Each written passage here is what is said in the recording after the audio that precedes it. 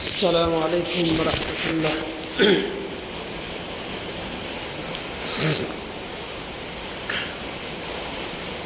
حاضرین جمعہ، آج کے خطبہ میں میرا موضوع ہے ارکان اسلام۔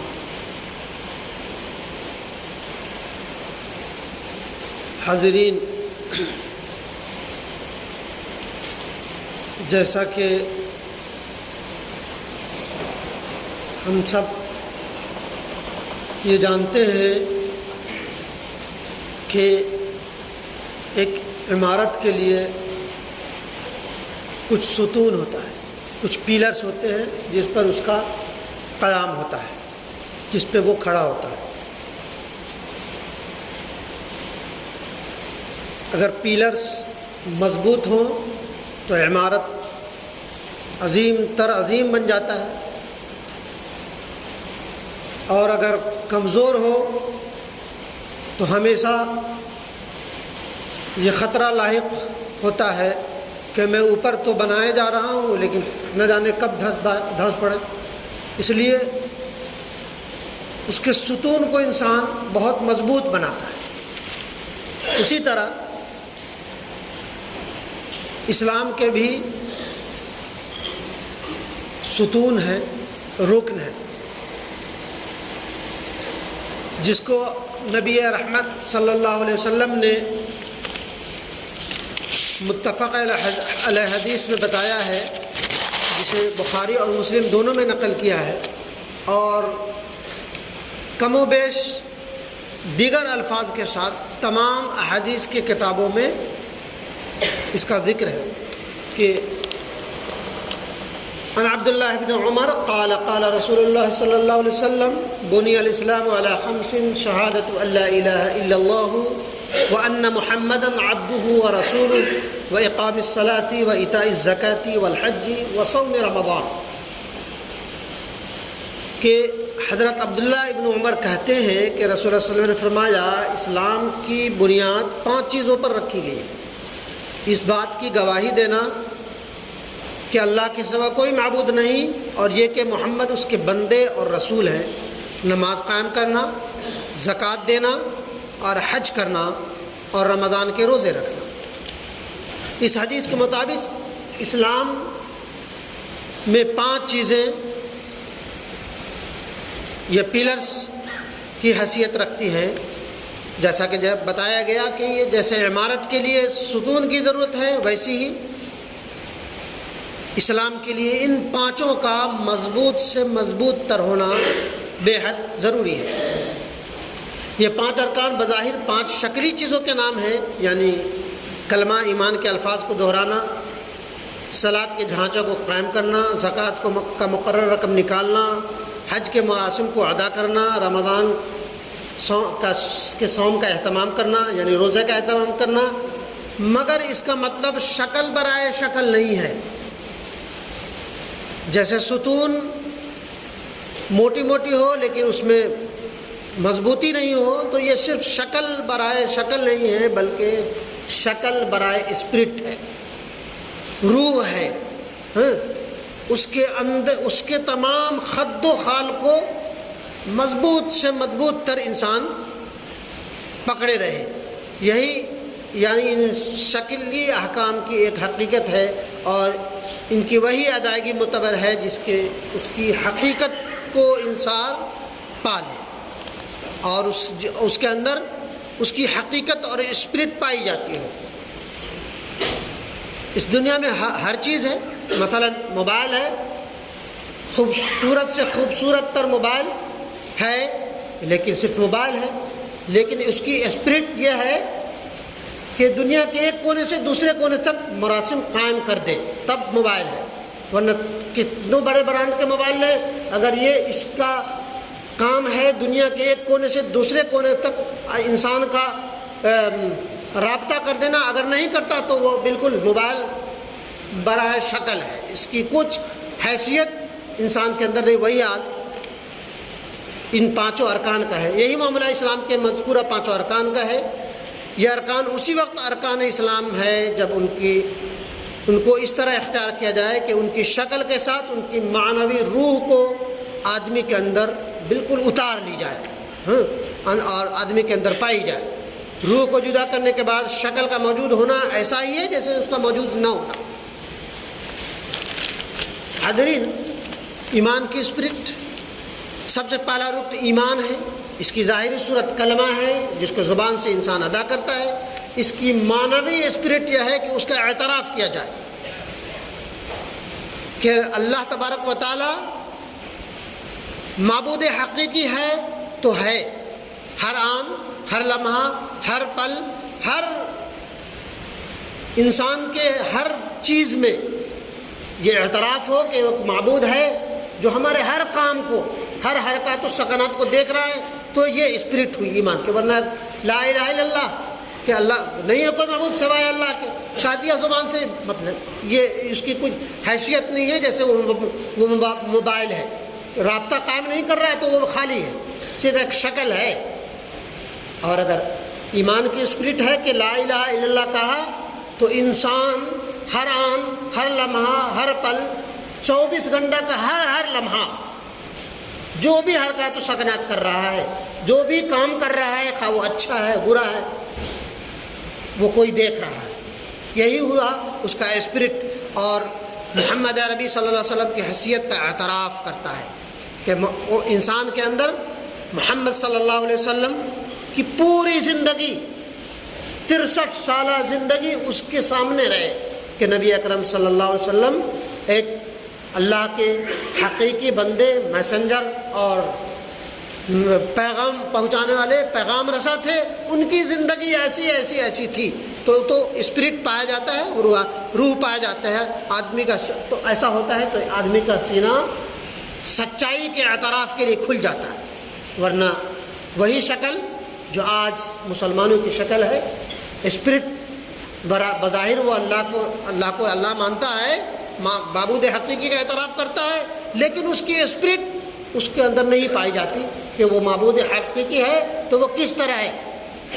ایک آفس میں باس بیٹھا ہوا ہے، اس کا اعتراف ہے، وہ ہمیں دیکھ رہا ہے ہر حرکات و سکنات کو اپنے آفس میں بیٹھ کر کے کہ میرا فلاں ورکر کیا کر رہا ہے، کیا اس پہ تو اعتراف ہے، لیکن رب حقیقی کا اعتراف نہیں ہے کہ صرف زبان سے کلمہ کہہ دیا جائے۔ جیسے آپ اپنے باس کو مانتے ہیں کہ وہ دیکھ رہا ہے، کسی وقت اگر اندیکھی کر رہا ہے تو ٹھیک ہے، وہ کسی وقت میرے حرکات و سکنات پہ وہ ایکشن لے سکتا ہے، ویسے ہی رب کو رب ماننا پڑے گا۔ ہاں، ویسے ہی نبی کو جو نبی کا جو احترام ہے، اعتراف ہے، اس کی زندگی ہے، وہ ہمارے اندر موجود ہونے۔ اسی طرح صلاۃ ہے، نماز کی اسپرٹ یہ ہے کہ وہ صرف ایسا نہیں ہے کہ وہ صرف 5 وقت پڑھ تو لیتا ہے، فجر کی نماز کے لیے بھی اٹھ جاتا ہے، ظہر کے وقت اذان ہوئی فوراً مسجد کی طرف دوڑ جاتا ہے، ہر عشاء، ظہر اور ہر چیزیں، تراویح بھی برساتی منڈپ کی طرح خوب دنادن پڑھتا ہے، لیکن اس کی اسپرٹ، نماز کی اسپرٹ یہ ہے کہ انسان کے اندر تواضع کوٹ کر بھر جائے، انکساری پیدا ہو جائے۔ نماز کا مطلب، نماز کی حقیقی اسپرٹ یہ ہے کہ انسان کے اندر تواضع ہو اور انکساری پیدا ہو جائے، اور انسان جس طرح آدمی کے اندر صلاۃ اسپرٹ پیدا ہو جائے تو وہ گھمنڈ سے دور ہو جاتا ہے، انانت جیسی چیزوں سے یکسر خالی ہو جاتا ہے، اور تواضع کا رویہ بن جائے تو کوئی شخص فخر اور کبر نہیں کر سکتا۔ نماز کی اسپرٹ یہ ہے۔ اسی طرح زکوٰۃ ہے، زکوٰۃ کی ظاہری شکل یہی ہے کہ ہم 2.5% نکال دیتے ہیں، لیکن نکال دیا چھٹی، یہ نہیں ہے نکال دیا تو نکال دیا کہیں دے۔ زکوٰۃ کی اسپرٹ یہ ہے کہ خدمت خلق کا جذبہ انسان کے اندر پیوست ہو جائے۔ نکالنے کا مطلب یہ نہیں ہے دے دیا بس، پتہ نہیں اس کی ضرورت کی جگہ پر پہنچا کہ نہیں پہنچا، صرف ایک تو ہے کہ وہ نکالتے نہیں بہت سارے لوگ، اور اگر نکالتے ہیں تو یوں ہی بس نکال دیا بے محل۔ بس اس کی اسپرٹ یہ ہے کہ خدمت خلق کا جذبہ ہر وقت، ہر آن، ہر لمحہ، ہر پل دوسروں کی بھلائی کے لیے کارگر رہے، یہی ہے زکوٰۃ کی اسپرٹ۔ اور ایسا اگر انسان کر دے تو انسان سراپا مفید اور کارآمد بن جائے۔ خیر الناس من ينفع الناس، کہ لوگوں میں بھلا ہوا ہے جو لوگوں کے لیے بھلا بھلا ہو، وہ مکمل طور پر زکوٰۃ کی اسپرٹ کو پالے گا تو وہ بھلائی کا پیکر بن جائے گا۔ ہر انسان کو دیکھے گا، مجبور کو، پریشان کو، لاچار کو، بیوہ کو، مسکین کو، تو وہ چاہے گا کہ کیسے ہی اس کی پریشانی کو دور کر دیا جائے۔ جیسے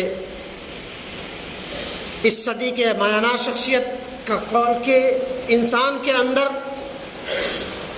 نرمی نہیں ہے، انسان کو پریشان حال دیکھے، مظلوم کو مظلومیت کے حال میں دیکھے اور اس کے اندر اس کی پریشانی کو دور بھگانے کی تڑپ پیدا نہ ہو، وہ اضطراری کیفیت نہ ہو، تو وہ سب کچھ ہو سکتا ہے، بہت بڑی بڑی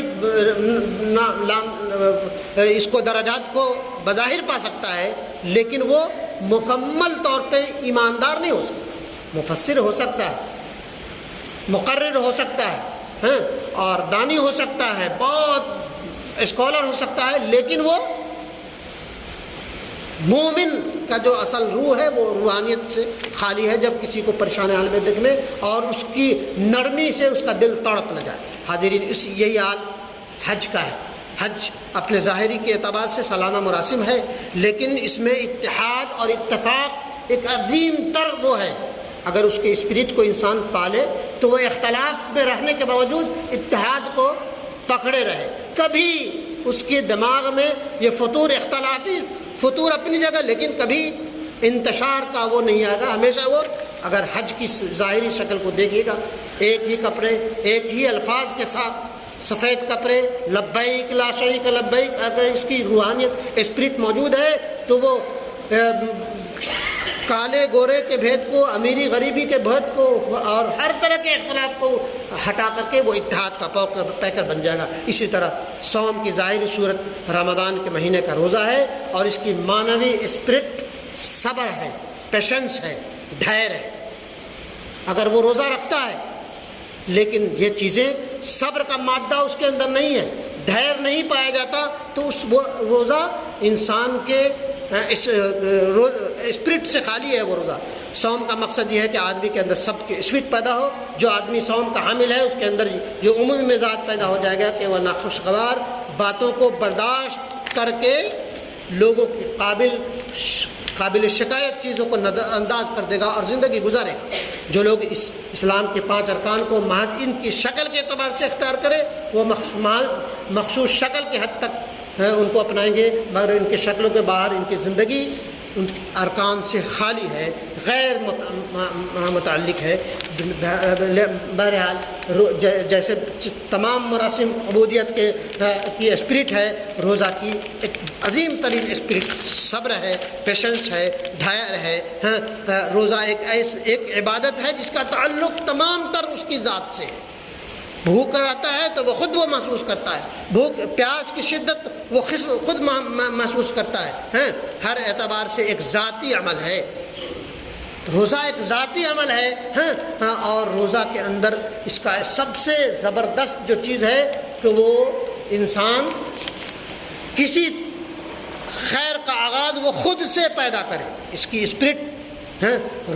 روزہ ہمیں یہ سبق دیتا ہے کہ جیسے روزہ کا احساس انسان خود لذات و خواہشات سے رک جاتا ہے تو وہ اس کے احساس کو، بھوک اور پیاس کے احساس کو وہ خود محسوس کرتا ہے، اسی طرح یہ ایک ذاتی عمل ہے۔ اور ذاتی عمل کا اور اس کا روزے کا سب سے عظیم ترین اسپرٹ یہی ہے کہ وہ ہر خیر کا آغاز خود سے پیدا کرے، صرف زبان سے نہیں کہ دنیا سنبھل جائے تو میں بھی سنبھل جاؤں گا، دنیا بہتر ہو جائے تو میں بھی بہتر ہو جاؤں گا، بلکہ خود سے جیسے محسوس پیاس خود کرتا ہے تو وہ تمام تر اچھائی اور خرابی سے وہ خود اپنے واقف ہے، تو وہ اپنے آپ سے آغاز کرے۔ اور ہر انسان اس اسپرٹ کو پالے گا، وہ اپنے اچھائی کے آغاز کو پکڑ لے گا تو کوئی بھی مسلمان خراب ہو ہی نہیں سکتا۔ اپنے اندر اپنے من میں ڈوب جا سراغ اپنی وہ انسان کتنی اوقات میں ہے، وہ کتنا نیک ہے، کتنا شر ہے، کتنا بدبخت ہے، وہ خود انسان جانتا ہے کہ وہ کتنا ہے۔ تو وہ اگر بدکار ہے، نیکی کا سرچشمہ اس کے اندر نہیں ہے، تو آغاز خود سے کرے گا اور وہ اس برائیوں کو چھوڑ دے گا اور اچھا انسان بن جائے گا.